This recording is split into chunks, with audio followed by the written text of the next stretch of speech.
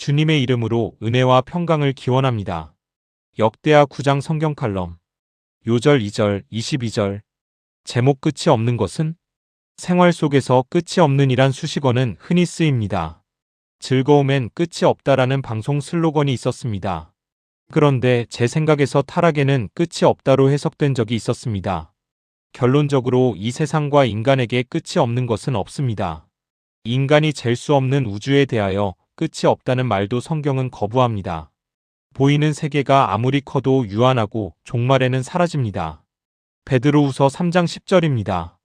그러나 주의 날이 도둑같이 오리니 그날에는 하늘이 큰 소리로 떠나가고 물질이 뜨거운 불에 풀어지고 땅과 그 중에 있는 모든 일이 드러나리로다. 끝이 없는 것 중에 상징이 상상력인데 이것도 유한합니다. 상상의 내용이 무엇이든 없는 것은 상상할 수 없다는 논리에서 결국 끝은 있습니다. 역대하 9장은 솔로몬이 누린 전무후무한 영광에 대한 기사입니다.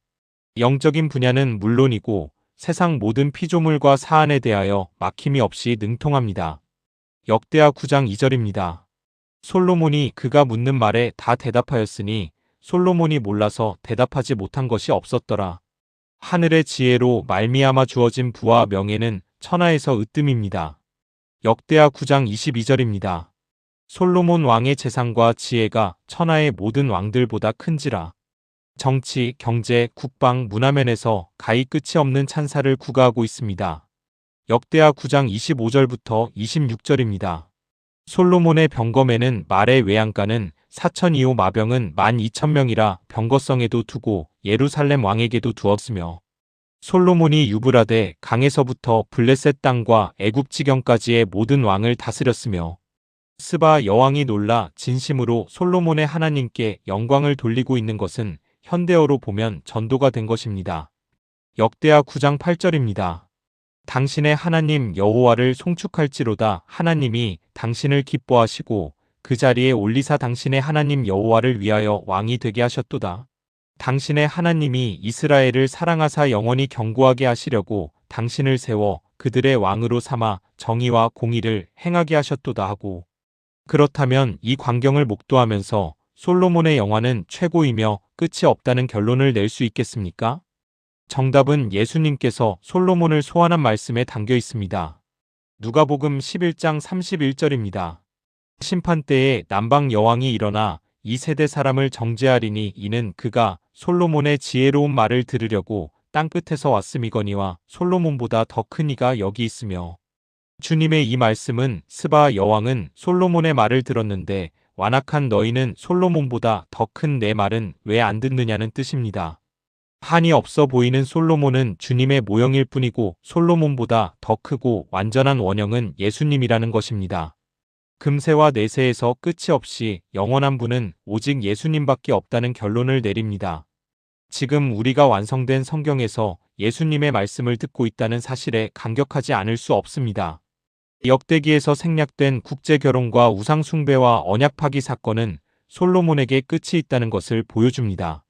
성경은 솔로몬의 지혜와 영화를 강조하면서 원형이 예수님임을 연결합니다.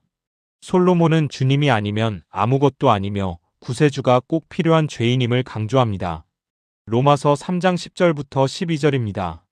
기록된 바 의인은 없나니 하나도 없으며 깨닫는 자도 없고 하나님을 찾는 자도 없고 다 치우쳐 함께 무익하게 되고 선을 행하는 자는 없나니 하나도 없도다. 그의 죽음을 간략하게 기록함으로 유한한 인생임을 보여줍니다. 31절. 우리는 최고의 지혜와 영화가 하나님께로 오는 것을 알고 사모해야 마땅합니다. 하지만 그 어떤 것도 영원하거나 완전하지 않음을 알고 겸손해야 합니다. 예수님을 믿고 받은 지혜와 은사를 주님의 사역에 사용하는 자가 복이 있습니다. 하나님의 영광을 위한 일이 거대한 것에 있는 것이 아니라 가장 기본적인 일상생활에 있다는 권고는 획기적입니다. 고린도전서 10장 31절입니다. 그런즉 너희가 먹든지 마시든지 무엇을 하든지 다 하나님의 영광을 위하여 하라. 누구나 언제 어디서나 무슨 일이든지 하나님을 의식하고 행하는 자는 영광의 길을 가는 것입니다. 로마서 12장 1절입니다. 그러므로 형제들아 내가 하나님의 모든 자비하심으로 너희를 권하노니 너희 몸을 하나님이 기뻐하시는 거룩한 산 제물로 드리라. 이는 너희가 드릴 영적 예배니라. 아멘.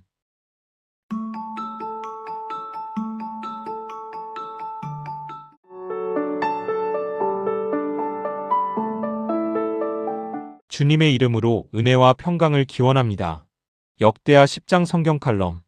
요절 15절, 19절. 제목 영적 책임 소재. 책임이란 자의적 의지를 가진 행동에 주어집니다. 책임 소재를 밝힌다는 것은 책임질 당사자를 정확히 하자는 것입니다. 조직에서 이 부분이 매우 중요하기에 감사팀을 가동합니다. 정치부터 가정까지 여러 분야에서 책임 소재를 가지고 다투는 소리가 요란합니다. 세상도 쉽지 않은 책임 소재가 영적인 세계에 들어오면 더욱 어려워집니다. 어떤 것은 도저히 해결하지 못하고 천국 가서 주님께 여쭈어 보아야 할 것도 있습니다. 역대하 10장은 솔로몬이 죽고 남북왕국의 분열로 가는 기사입니다. 인간사에서 분열이 안 좋다는 것은 누구나 알지만 피할 수 없는 것도 현실입니다. 신정왕국이 남유다와 북이스라엘로 분열되는 책임은 누구에게 있을까요? 두 가지 관점이 나오는데 인간 책임과 하나님의 섭리입니다.